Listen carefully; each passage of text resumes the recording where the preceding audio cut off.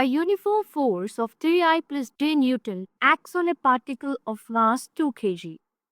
The particle is displaced from position 2I plus k meter to position 4I plus 3j minus k meter. We need to calculate the work done by the force on the particle. So to calculate the work done by the force on the particle, we can use the dot product of the force vector and the displacement. So we are given the force vector, which is nothing but 3I plus j Newton.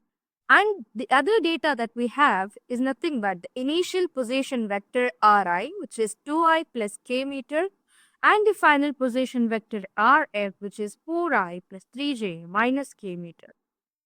Now, let's calculate the displacement vector. Displacement vector is given by d vector is equal to the final position vector minus the initial position vector. And upon solving, that is nothing but subtracting I vector from I vector and j from j and k from k, we get the displacement vector as 2I plus 3j minus 2k. So now we have the displacement vector and we have the force. Now let's calculate the work done. Work done, W, is given by the dot product of force and displacement vector. So W is equal to F into D.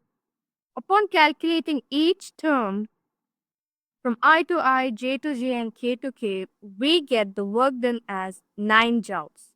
And the work done by the force on the particle is 9 joules. We have the answer option D.